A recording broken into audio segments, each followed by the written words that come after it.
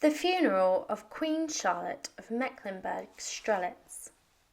The funeral of Queen Charlotte, also known as Sophia Charlotte, graced the annals of history as the Queen of Great Britain and Ireland, marking her reign alongside King George III from the momentous day of their union on the 8th of September 1761 until her peaceful passing in 1818.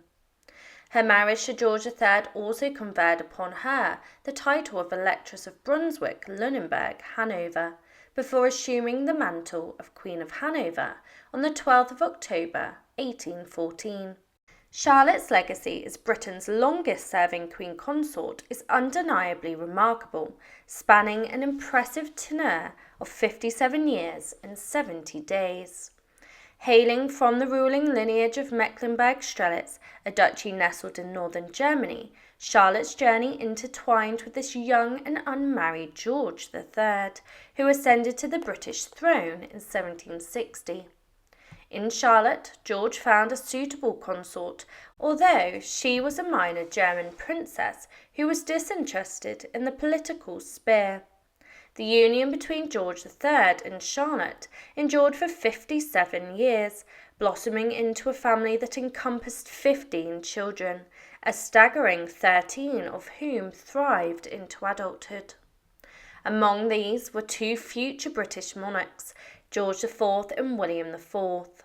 Furthermore, the family included Charlotte, Princess Royal, who later ascended to become Queen of Württemberg, and Prince Ernest Augustus, who eventually donned the crown as King of Hanover. A connoisseur and benefactor of the arts, Charlotte carved her identity as an amateur botanist, contributing significantly to the expansion of Kew Gardens. Her introduction of the Christmas tree to Britain, festooning one of the delight of children in Windsor during a Christmas gathering in 1800, stands as a charming testament to her cultural influence. Despite her illustrious contributions, Charlotte bore the weight of distress caused by her husband's recurring bouts of physical and mental afflictions, which eventually became a permanent burden in his later years.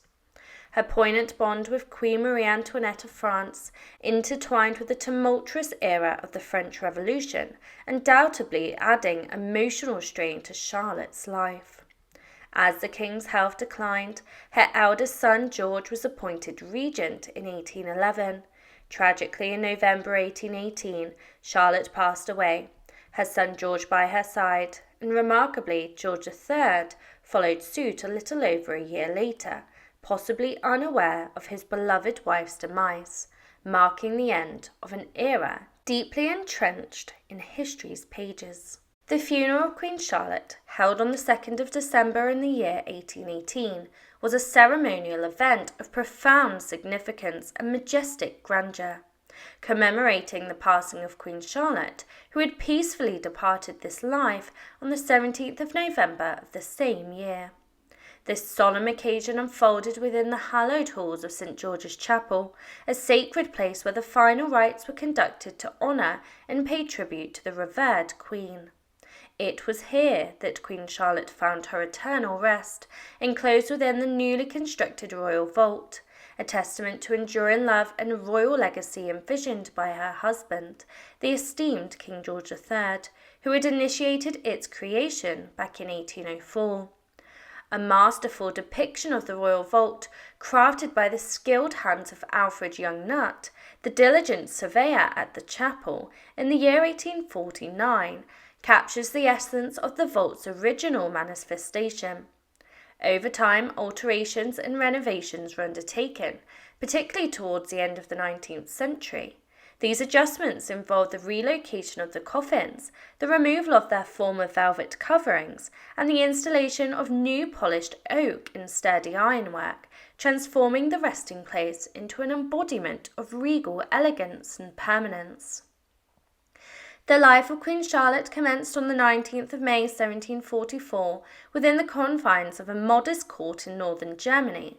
Born as Sophia Charlotte of the House of Mecklenburg-Strelitz, she embraced the royal mantle at a youthful age of 17, entering into matrimony with King George III on the 8th of September 1761.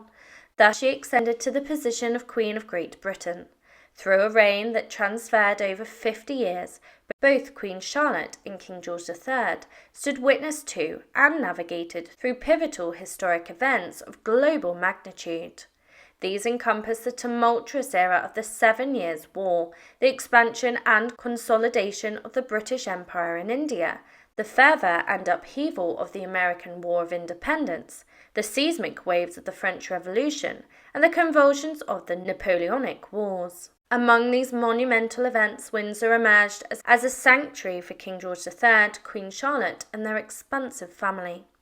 The deep-seated connection to Windsor not only manifested in their residential abode, but also in their decision to commission the construction of the Royal Vault, a sanctuary envisioned as their ultimate resting place.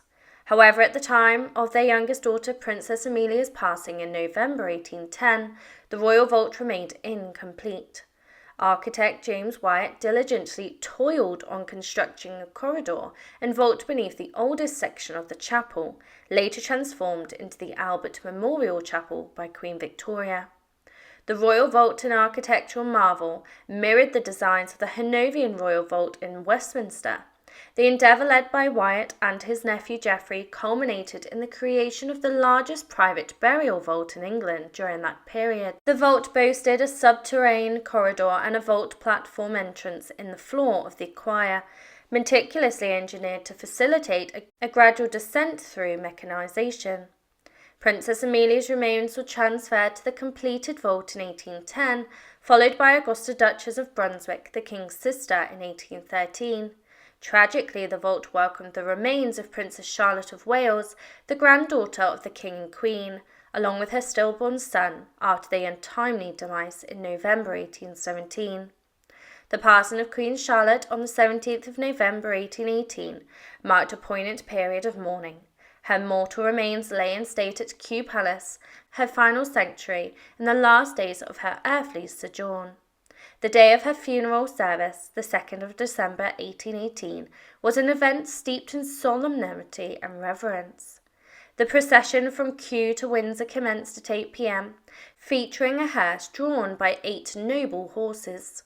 The procession paused at Frogmore to receive dignitaries, including the princes of blood royal. Notably absent from the funeral was the King, incapacitated by a prolonged illness, while the duties fell upon the shoulders of the Prince of Wales, acting as the Prince Regent at the time. The guest list was exclusive, permitting only 54 members of the general public to pay their respects. 40 yeomen, the Knights of the Garter, and individuals intimately connected with the royal family were among those granted entry. The medical attendants of the Queen, King, and Prince Regent, alongside the ladies of the bedchamber, keeper of robes, and other devoted attendants of the late Queen, also graced the occasion. The funeral service exuded solemn splendour, accentuated by the harmonious and emotive performance of the choir. The Dean of St. George's Chapel, the Honourable Henry Hobart, delivered the burial service with profound sadness, evoking a sense of reverence and respect. As the choir's harmonious melodies reverberated, the platform supporting the Queen's casket embarked on a gradual descent, orchestrated by what the New Monthly Magazine described as impeccable machinery, culminating at 25 minutes past 9. The graceful and deliberate descent of the casket marked the conclusion of a ceremony steeped in dignity and homage, a fitting tribute to a revered queen who left an undeniable mark on history.